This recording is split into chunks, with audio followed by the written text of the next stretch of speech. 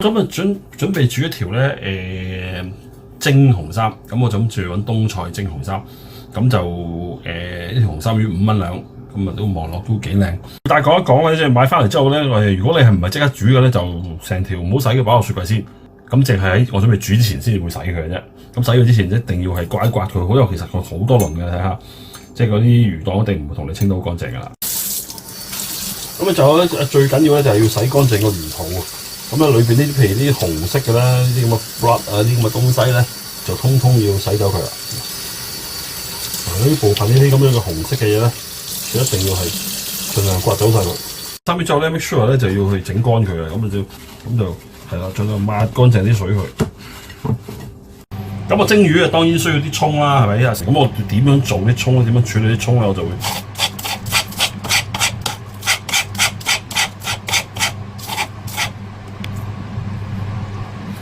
咁啲 spring onion 就會出咗一絲絲嘅效果啦。跟住呢度就係咁啦。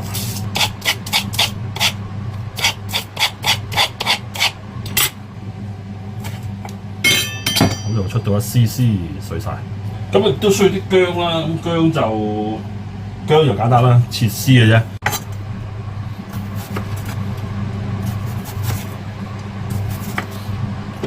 我切咗幾片薄片之後，跟住就。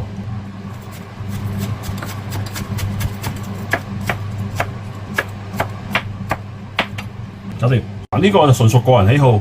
我蒸魚都中意加少少芫茜嘅。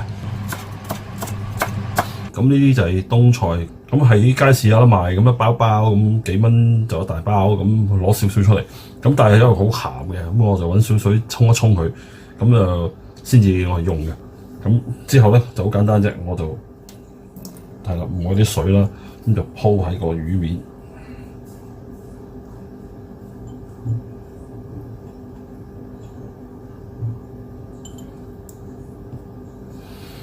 咁除咗呢個東菜之外咧，我亦都會擺少少嘅薑絲，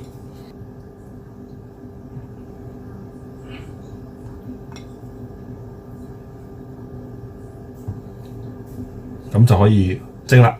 好啦，咁蒸條魚我就首先煲咗滾水啦。咁 yes water is boiling， 咁就放條魚落去啦。咁呢條魚我估10分鐘到啦。好，條魚10分鐘夠啦。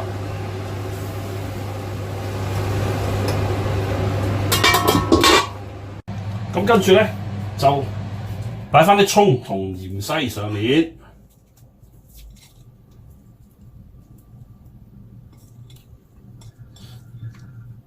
好，咁啊燒咗啲熱嘅油啦，咁啊淋啲油上面。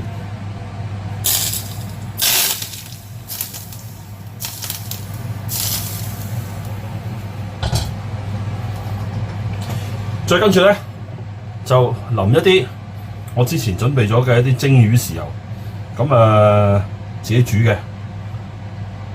咁如果想睇點樣整呢個蒸魚豉油嘅，就睇翻我之前都拍過段片㗎啦。哇，倒到周圍係好論盡。東菜蒸紅衫魚就整好咗啦，而家上台啦。